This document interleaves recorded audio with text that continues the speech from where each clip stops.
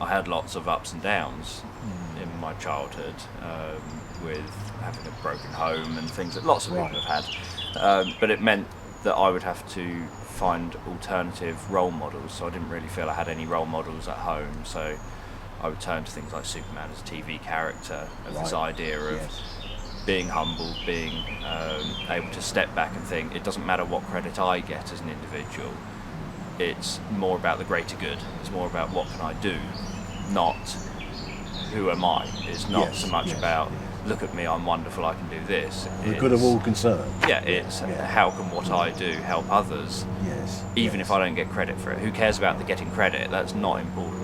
If you're doing something, and this is translated through into doing therapy, that when I do therapy, I don't do therapy for me to look good, I do therapy for someone to get better. So does it matter whether they believe they got better themselves, or whether they, well, in fact it's better if they believe they got better themselves, because then they're self-empowered.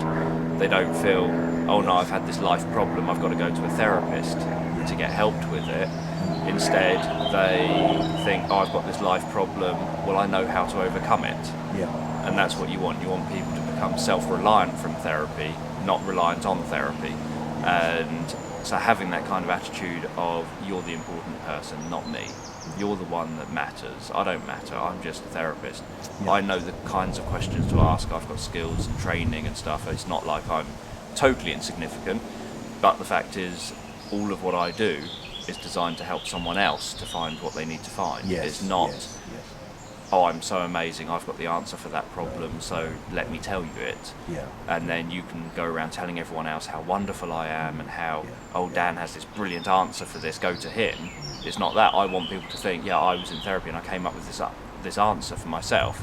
And so I don't need to go back to therapy anymore, because if I have that problem again, I know how to overcome it.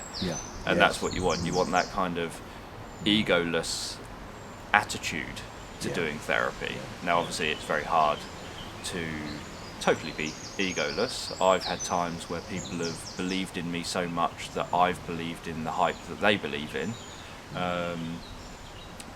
and then had a downfall because of my own belief in myself. When I was about 21, 22, something like that, I was working in residential childcare, and I had never ever failed to handle a situation. I'd had people attack me with knives, with broken glass, I'd had guns pulled out on me, I'd been hit with baseball bats, cricket bats, fire extinguishers, had a noose wrapped around my neck, thumped, kicked, all sorts of things, yet I always managed to handle the situation successfully. And it got to a point where people would phone me up from the children's home company, had homes all around the country. And it got to the point where people would phone me up from like Nottingham and say, we've been told to call you to come up here to sort out our problems because we don't know what we're doing. And then I would go up and I would solve the problem. I'd go up and I would just do my normal thing and it would all get resolved and it would all work out. So I ended up buying into this hype that everyone around me said, oh, if you have problems on shift, just get Dan on your shift. Because then you won't have problems because Dan will solve it.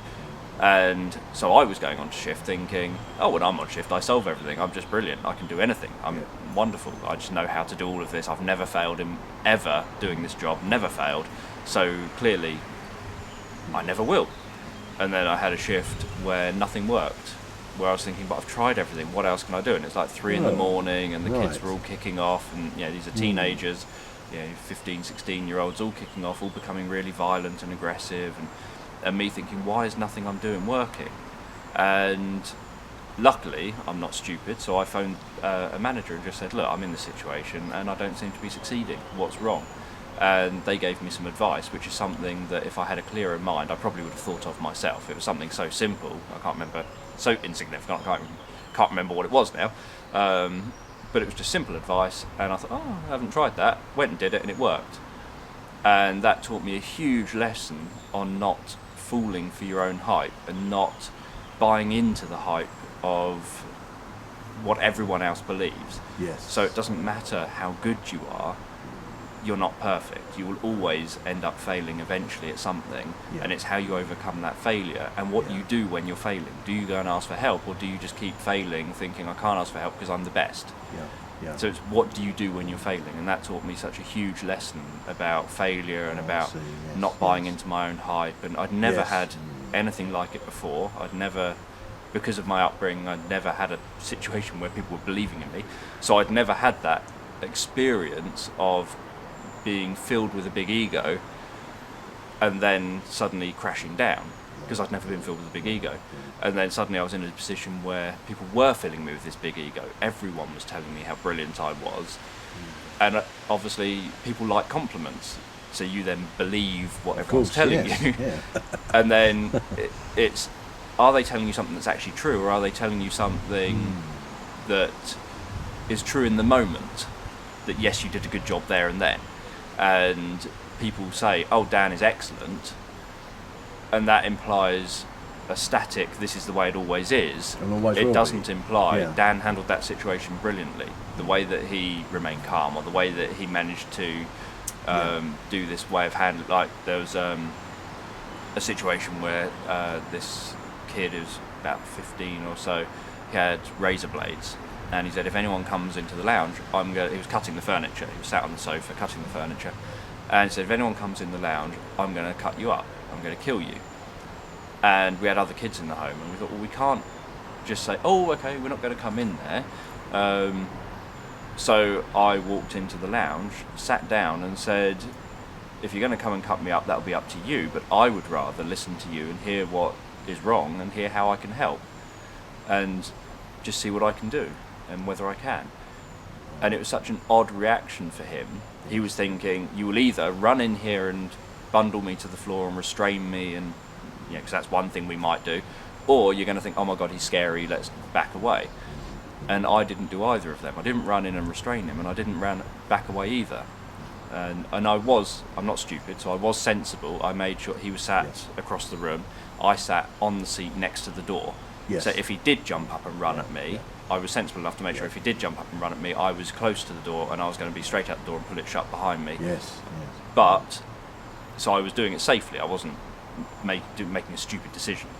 There was logic behind my illogical actions, because obviously at the time everyone thought that I was making an illogical decision by doing this, because everyone else was saying, we've either got to run in and bundle him to the floor before he has time to cut anyone, or we've got to just stay out of that room and not go in there, and we're going to have to call the police, and then we're going to have to get him arrested. And obviously the whole point of a children's home is to try not to get people arrested. The whole point is we're there to hopefully give these kids a good start in life, and you're not doing that by giving them a criminal record.